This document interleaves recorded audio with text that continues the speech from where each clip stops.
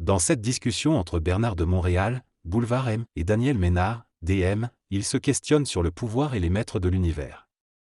DM se demande si le pouvoir terrestre, tel que la politique, les guerres et les structures de manipulation, est réellement terrestre ou s'il provient d'autres plans. Il se demande si ces maîtres de l'univers sont matériels, tels que des leaders politiques, économiques, etc. ou s'ils sont influencés par des plans plus élevés. BDM répond que l'homme sur Terre n'a aucun pouvoir véritable, car il n'est pas capable d'utiliser des systèmes de pensée qui font partie de sa propre lumière. Les systèmes de pensée utilisés par l'homme proviennent des plans astraux et sont donc manipulés par ces plans. Les guerres, par exemple, sont alimentées par des émotions profondes que les individus substantialisent. Les décisions prises par ceux qui ont le pouvoir sont souvent liées à des polarisations d'énergie et à des intentions personnelles ou nationales. Si les hommes étaient en syntonisation avec des réseaux de pensée universels, la guerre serait impossible. Cependant, les hommes reçoivent des vibrations provenant de systèmes de pensée astralisés, qui font partie du plan astral. BDM explique également que les sciences de la psychologie, de la philosophie et de l'esprit sur Terre n'existent pas, ce qui rend difficile l'étude de la pensée humaine et de sa subjectivité. Les individus, en particulier ceux au pouvoir, ont la capacité de manipuler ces énergies selon leur propre expérience et nature. En conclusion, l'humanité est influencée par des systèmes de pensée marginaux au plan supérieur, ce qui entraîne un endoctrinement psychique de l'ego inconscient. Dans cette conversation, l'individu mentionne les différentes idées qui ont influencé les peuples, les gouvernements, les églises et les philosophies. Il souligne le lien entre l'ego et le plan astral, ainsi que l'importance de contacter des médiums pour voir les entités invisibles. Elle mentionne également avoir fait venir des médiums de France pour démontrer cette capacité à décoder ces expériences. Il souligne que pendant l'involution, l'humanité était très proche du plan astral et du paranormal, mais que cela a été perdu avec l'avènement de la science. Il affirme cependant que nous reprendrons contact avec ces réalités de manière plus intelligente et moins superstitieuse à l'avenir. L'individu parle également du passage de l'involution vers l'évolution comme une révolution psychique qui demande une réorganisation totale de l'expérience mentale. En ce qui concerne la régence planétaire dont il parle, il explique que les maîtres de l'univers sont des entités astrales qui ont un grand pouvoir dans le monde astral. Cependant, il affirme que l'homme nouveau, conscient, ne pourra pas participer à ces circuits énergétiques gérés par ces entités, car il devra se connecter à sa propre source. En résumé, il s'agit d'une discussion sur le lien entre l'ego, le plan astral et la nécessité d'une révolution psychique dans le passage de l'involution à l'évolution. L'individu mentionne également la possible reconnexion avec les réalités astrales et la remise en question de l'influence des entités astrales dans l'avenir de l'humanité. Dans ce passage, l'auteur explique que chaque être humain possède une vibration mentale personnelle, une longueur d'onde qui est en relation avec l'intelligence cosmique. Cependant, il souligne que l'ego et la conscience égocentrique ont souvent pris le contrôle de nos pensées, nous empêchant de percevoir cette dualité universelle qui renforce notre unicité. L'auteur indique que dans l'évolution de la conscience, il y aura une transformation mentale qui suspendra la fonction psychologique du jeu et introduira le tu. L'individu pourra alors commencer à recevoir des commandements de sa conscience supérieure, plutôt que de vivre sans directive en fonction de l'astral. Ce changement permettra à l'homme nouveau d'être en télécommunication avec le plan mental et en équilibre avec celui-ci. L'auteur mentionne également que derrière notre expérience psychologique, il existe une fonction psychique paranormale issue du plan astral. Cette fonction peut se manifester sous forme d'inspiration ou de connexion avec les forces de l'âme, mais en dehors de notre ego. C'est cette fonction qui nous donne l'impression d'avoir un libre arbitre, bien que l'auteur souligne que notre conception actuelle de la liberté humaine est en réalité une illusion. En ce qui concerne les expériences de possession, l'auteur explique que lorsqu'une personne perd son esprit, elle peut entendre des voix provenant du plan astral. Cependant, ces voix peuvent prendre différentes formes en fonction des croyances de l'individu, afin de lui donner l'impression que ses actions sont justifiées. En conclusion, l'évolution de la conscience mentale permettra à l'homme de prendre le commandement et d'entrer en contact avec des circuits universels. Elle impliquera des tests afin de vérifier sa capacité à prendre les bonnes décisions. L'auteur explique également que certaines personnes, en raison de leur dangerosité pour l'ordre astral, ne reçoivent pas la visite d'entités astrales comme la Vierge Marie. Note, le texte original contient certaines phrases grammaticalement incorrectes ou ambiguës, ce qui rend la compréhension difficile. Selon les propos de Boulevard M, dans l'évolution de la conscience humaine, le besoin de sécurité psychologique sera remis en question. Au début, l'homme vivra selon des commandements et des croyances spirituelles, mais il sera testé pour parvenir à se défaire de ses habitudes et réaliser qu'il n'a pas besoin de prendre d'ordre de qui que ce soit, pas même de sa source. Une fois qu'il aura compris cela, il pourra progresser vers une fusion avec sa source et se rapprocher d'un dédoublement éthérique et d'un contact télépathique avec d'autres intelligences de différentes planètes.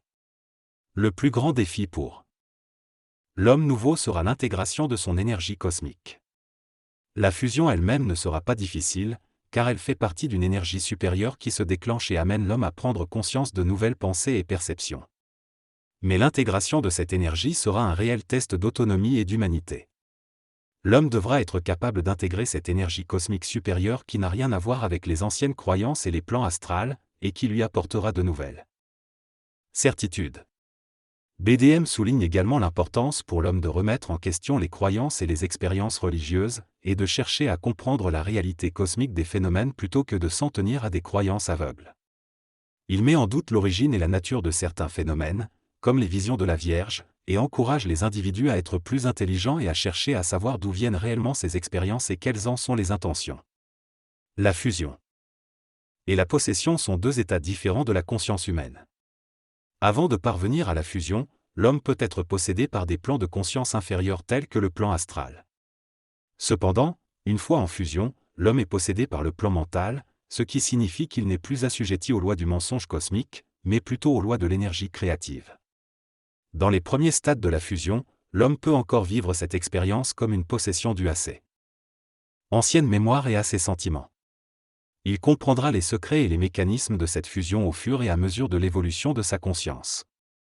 À terme, l'homme deviendra libre, son ego sera totalement transmuté et il ne recherchera plus le pouvoir personnel. La fusion et la possession sont donc très similaires dans leur premier stade, la seule différence réside dans le plan de conscience concerné. La fusion dont il est question ici est une évolution progressive de la conscience humaine vers des niveaux plus élevés. Cette fusion se réfère à une science universelle basée sur des connaissances en dehors de l'astrologie traditionnelle. Elle permettra de comprendre la relation entre les planètes, les êtres humains, les différents royaumes et les espaces telluriques. Cependant, cette astrologie ne sera pas adaptée à la conscience involutive de l'ego, mais à la conscience évolutive de l'être de plus en plus unifié à sa source. La fusion sera progressive et se fera par des niveaux de communication qui élimineront le jeu et introduiront le tu pour personnaliser la relation avec l'invisible. Les individus qui atteindront ces niveaux de communication seront préparés à cette rencontre et auront appris à ne pas croire, mais à comprendre et maîtriser le nouveau mental. Dans quelques années, ils atteindront leur identité et seront libres de ce phénomène puissant appelé la possession. La progression de la fusion se manifestera par une conscience croissante de l'impuissance et de la perte de contrôle. L'homme ressentira un certain niveau de contrôle s'il souffre. Cependant, en entrant dans des courants d'énergie plus avancés, sa conscience involutive sera bousculée. Il perdra son intérêt pour les aspects de sa vie d'avant et devra les regagner par la suite. Cela fait partie du choc des cultures entre la culture humaine et la culture cosmique. La fusion est donc un processus progressif mais peut entraîner des pertes temporelles avant de gagner de nouveaux niveaux de conscience. La fusion est un processus progressif qui permet à l'homme d'évoluer et de se conscientiser. Pour cela, il est nécessaire de prendre en compte à la fois l'aspect psychologique de l'ego et l'aspect occulte des choses. Si l'homme perd son statut ou son identité à cause de la transformation de son ego, il doit tout de même revenir à sa place initiale, mais de manière consciente et créative. Cela implique de perdre certaines choses, mais c'est normal et fait partie du processus de fusion. Cependant, si l'homme reste trop longtemps dans les aspirations spirituelles et perd le contact avec le monde réel, il peut devenir un fanatique et perdre sa volonté. S'il ne retrouve pas cette volonté, il sera obligé de mourir et de revenir dans un autre corps pour continuer son évolution.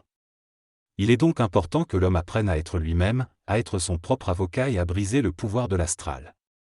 En étant dans sa propre lumière, l'homme est capable de créer et se sent parfaitement bien dans sa peau. Il est également important de ne pas se focaliser uniquement sur l'évolution, car cela peut astraliser la conscience. Dans cet extrait, Bernard de Montréal explique que l'homme doit respecter le niveau où il se trouve et ne pas chercher à être ailleurs.